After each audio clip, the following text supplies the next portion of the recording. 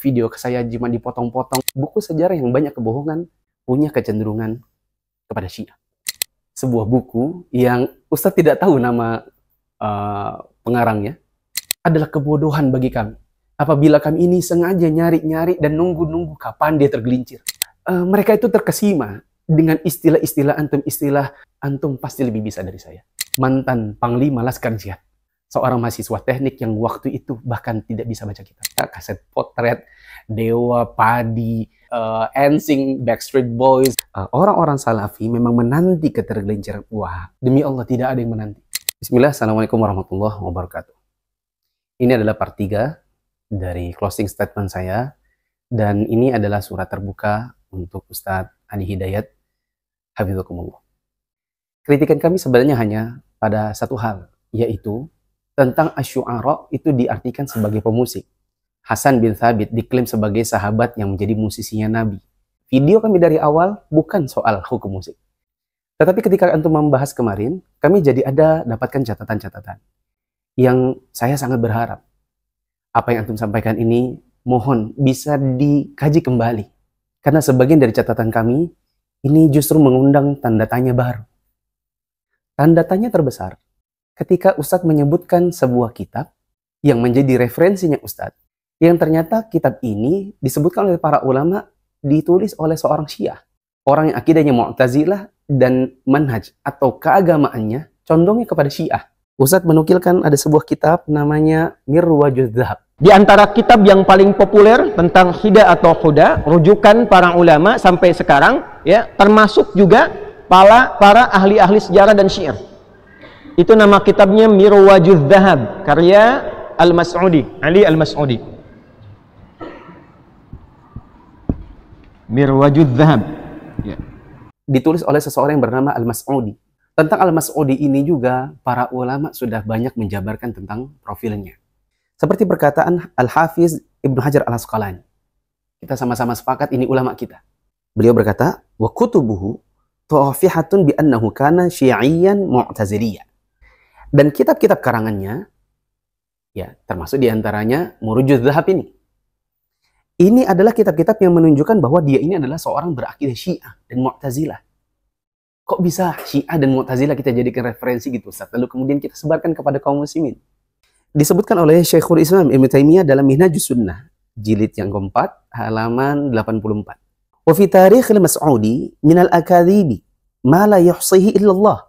Tentang Al-Mas'udi ini, dalam buku sejarahnya, terdapat banyak kedustaan. Yang hanya Allah yang tahu betapa banyak kedustaan yang dia munculkan di dalamnya. فَكَيْفَ يُوثَقُ بِحِكَايَةٍ مُنْقَطِعَةِ الْإِسْنَادِ فِي كِتَابٍ قَدْ عُرِفَ بِكَثْرَةِ الْكَذِبِ. Bagaimana mungkin kita mempercayai atau menjadikannya sebagai sandaran pada sebuah kitab yang banyak kisah-kisah yang sanadnya terputus atau munqati' dalam sebuah buku yang dikenal dengan banyak kedustaannya. Afwan, ini mahasiswa teknik industri S1, S2 yang bisa baca kitab ya Ustaz. Ustaz bisa mengecek kembali. Kalau Ustaz buka beberapa website seperti Wiki Syiah, mereka tahu dan mereka mengklaim bahwa Al-Mas'udi ini orang yang condong kepada mereka. Dr. Sulaiman bin Abdullah As-Suwaikid di dalam sebuah kitab yang berjudul Manhajul Mas'udi fi Kitabati Tarikh. Metodologi Al-Mas'udi ini dalam menuliskan sejarah. Disebutkan oleh Ibrahim Al-Mudayhish. Dikarenakan kecondongan Al-Mas'udi ini kepada Syiah, ihtamma ar-Rafidhah bihadzal kitab wa i'tamadu 'alaihi katsiran wa taba'uhu miraran. Orang-orang Syiah Rafidhah sangat punya keterikatan dan sangat merekomendasikan, sangat mengikuti buku ini. Bahkan mereka mencetaknya berulang kali. Kata Al-Imam Ibnu Arabi, semoga kita sama-sama yakin bahwa ini adalah ulama kita. Ibnu Arabi mengatakan dalam Al-Awasim min Al-Qawasim, wa ammal mubtadi'u al-muhtal fal Mas'udi.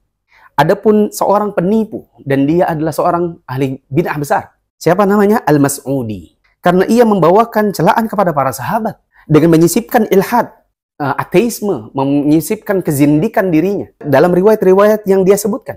Karena ia membawakan celaan kepada para sahabat. Wa amma al-bid'atu fala syakka fih.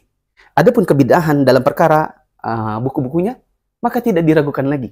Kata Muhibbuddin Al-Khatib saat memberikan komentar terhadap Al-Awasim min Al-Qawasim.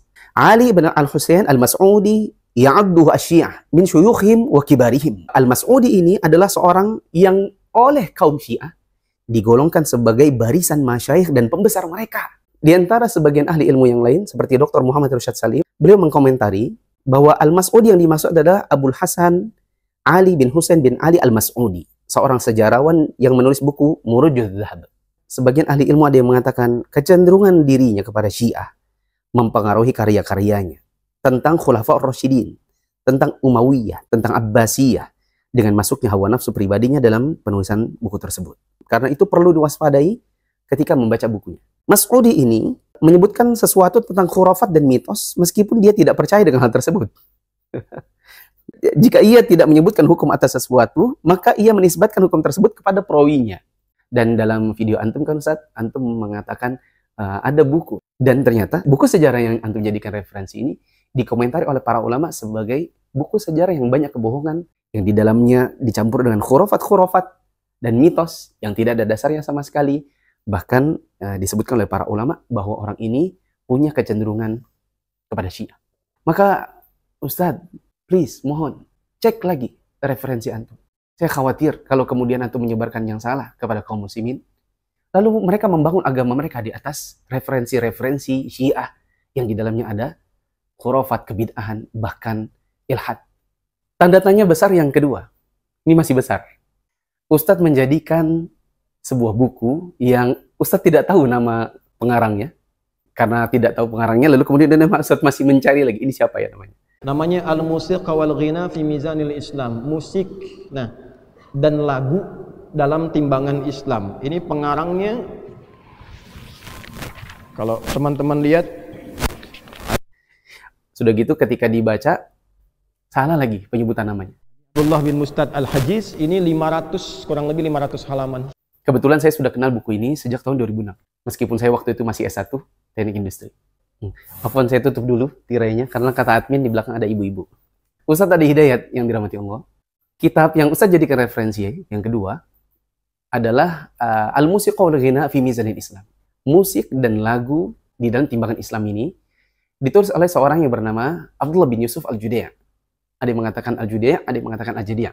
Yang jelas bukan seperti yang Ustadz sebutkan. Abdullah bin Mustad Al-Hajiz. Sebelumnya saya merecall pembicaraan saya di part 2. Bahwa saya pertama kali mengenal kajian sunnah, manhaj salaf, itu dari guru kami, Ustaz Ja'far Umar Thalib.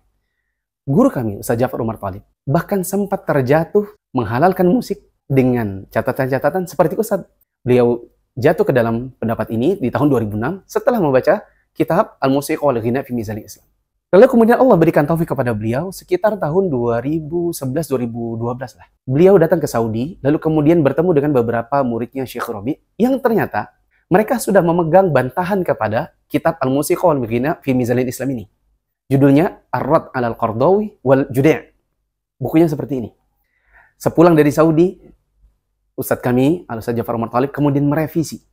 Beliau mengatakan, sembari mengkaji buku ini, sampai sejauh ini kami menarik kembali fatwa kami bahwa musik itu adalah halal dengan persyaratannya. Sebagian pendapat Ustadz Adi Hidayat yang dirahmati Allah, mohon Ustadz, kalau memang sudah menjadikan itu sebagai referensi, Ustadz bisa membaca kembali bantahannya. Karena di dalamnya ada nukilan ijma' para ulama yang begitu banyak tentang keharaman alat-alat musik.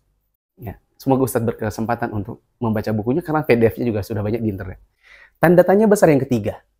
Saya sempat mendapati Ustadz mengatakan, iya ini kan ada dalam Bukhari. Oh, tapi antum cek dulu. Itu kan haditsnya mu'allaq. Ini di Al-Bukhari. Betul. Antum ngaji sampai tamat nggak sanadnya? Itu mu'allaq atau musannad? Begitu cara ngajinya. Ternyata mu'allaq. Mu'allaq itu ada rawi yang terputus, nggak nyambung. Ustadz, mohon antum betul-betul cek kembali referensi antum. Saya pernah membuat bantahannya kira-kira tahun 2019. Beliau zallah karena menghukumi hadisnya tidak dhaif, karena menganggap Al-Imam Al-Bukhari tidak mendengar perkataan ini dari gurunya, yaitu Hisham bin Ammar.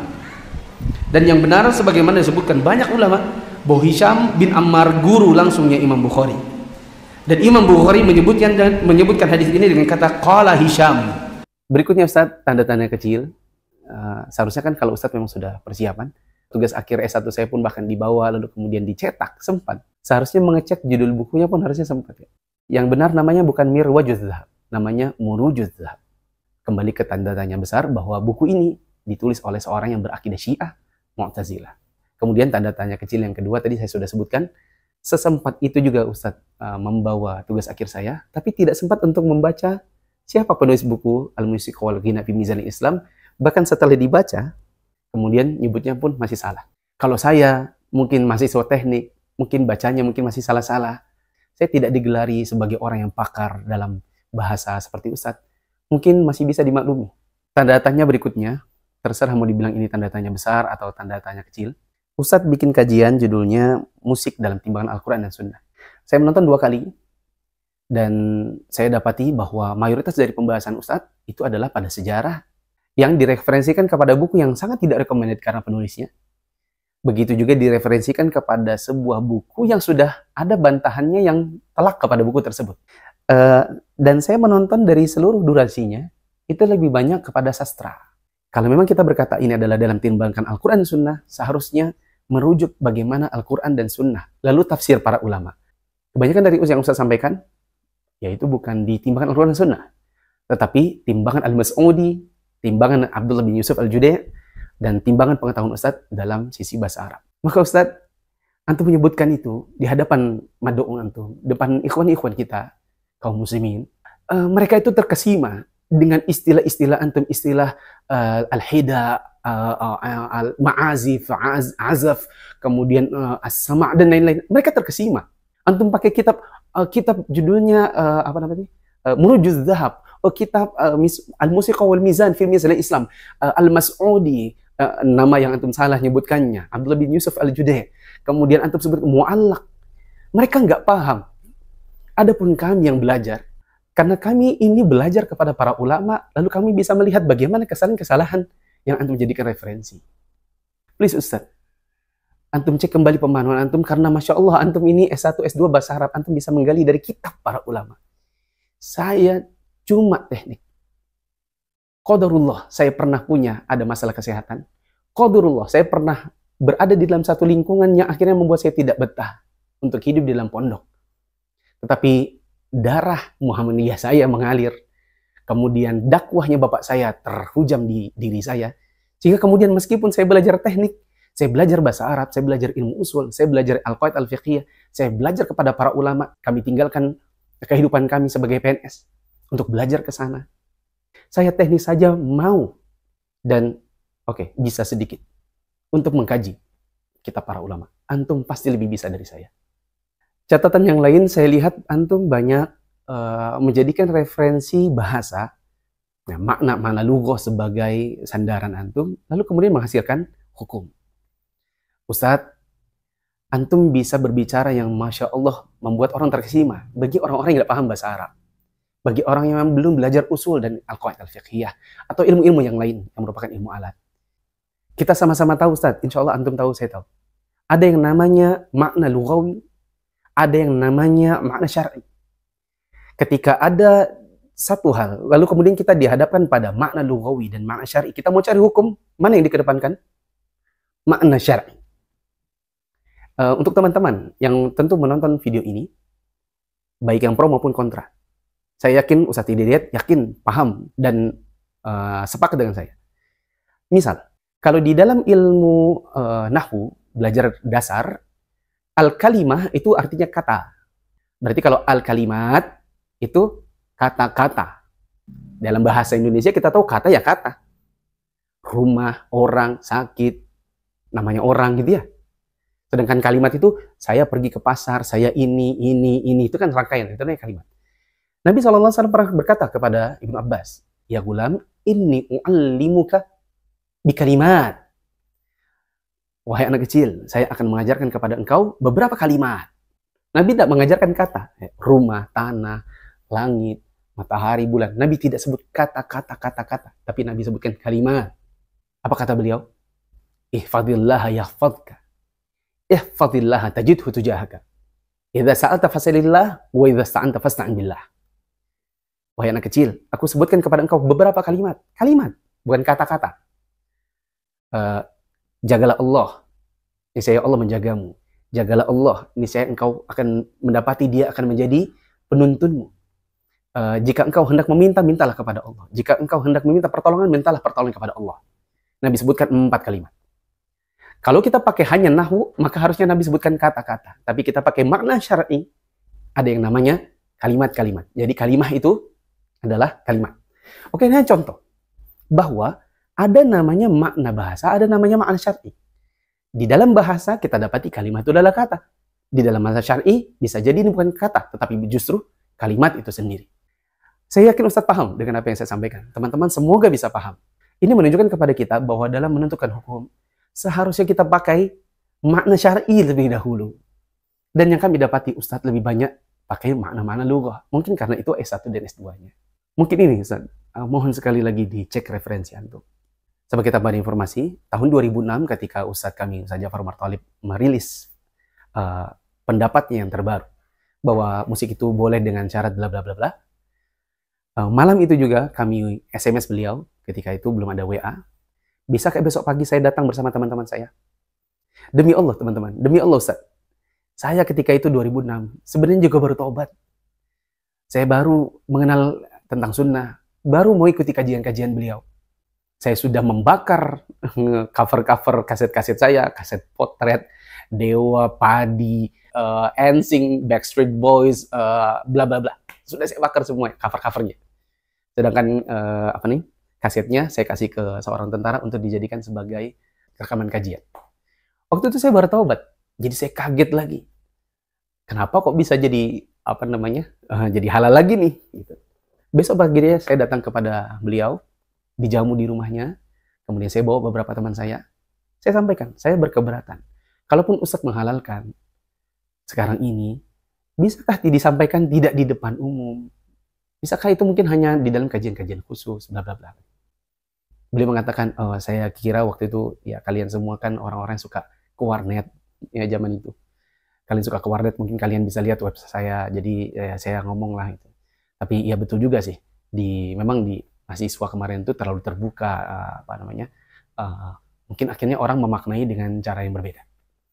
Ustadz Ja'far Umar Thalib, mantan Panglima Laskar Jihad, dengan kebesaran namanya, dengan kebesaran dakwahnya yang suka membantah orang-orang liberal di zaman itu. Masya Allah, beliau mau terima masukan dari saya yang cuma seorang mahasiswa teknik yang waktu itu bahkan tidak bisa baca kitab. Ustadz Adi Hidayat Hafidhukumullah. Saya bisa katakan yang paham balaghah itu bukan cuma Ustadz Adi Hidayat. Yang paham balaghah itu ada banyak Ustadz. Yang jago-jago di bidang ini, yang sastranya kuat, yang juga belajar tentang qawaid, usul, bahkan memang bidangnya itu banyak. Maka ketika kita menuangkan pemikiran kita ke khalayak, maka kita akan disorot. Orang mungkin tidak bermaksud untuk mencari-cari kesalahan, tetapi kesalahan itu tertuang karena disebarkan lewat media. Ada di antara para ulama yang mengatakan, man sannafa faqad ja'ala aqlahu 'ala tabaqin ya'riduhu 'alan nas.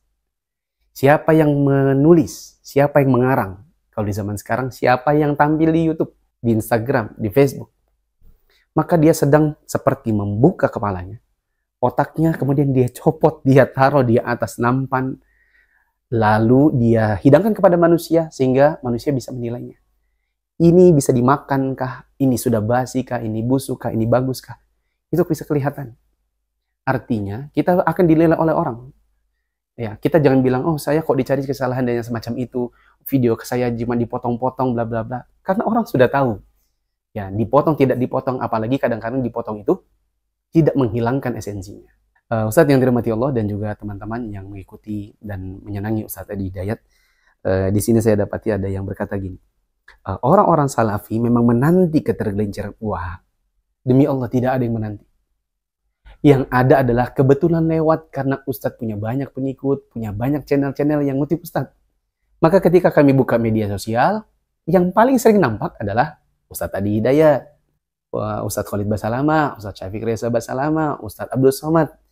Tidak ada yang menanti.